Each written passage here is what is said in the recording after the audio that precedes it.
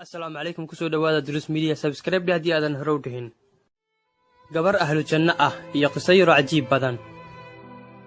imaam bukhari wuxuu ku soo saaray saxiixiisa in taabicigii Cadaa ibn Abi Rabaax uu yiri ibn Cabbaas ayaa igu yiri ma ku tusiyaa gabar kamida ahlu jannada Cadaa wuxuu yiri haa itus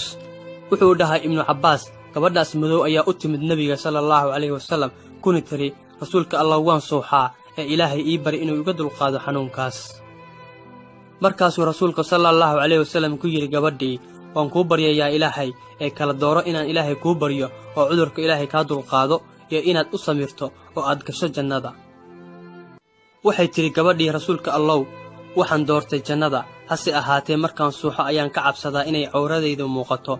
ilaahay ii bari inuu cawradeeda ii asturo markaasuu nabiga sallallahu alayhi wasallam u bariyay haweeneydaasi magaceeda waxa la oran jiray Saciira al-Asadiyya ama Sufar waxayna ahayd gabar adoomad ah oo midabkeedu madow yahay waxayna qabtay cudurka suuxdinta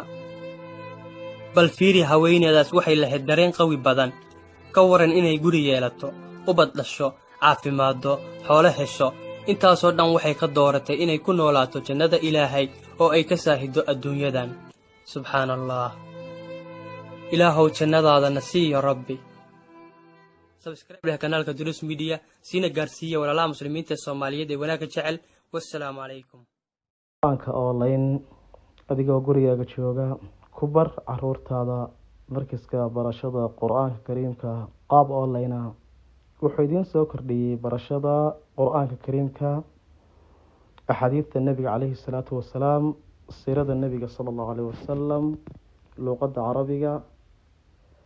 iyo afka hooyo luqadda Soomaaliga iyo farbarashada wixii faahfaahin ah waxaad kala xiriiraysaa lambarka shaashada kaaga muuqda markiiska barashada quraanka kariimka waxa kugu diyaar macallimiin khibrad iyo aqoon u leh barashada diinta islaamka. Assalaamu calaykum waraxmatullaahi wabarakaatuh.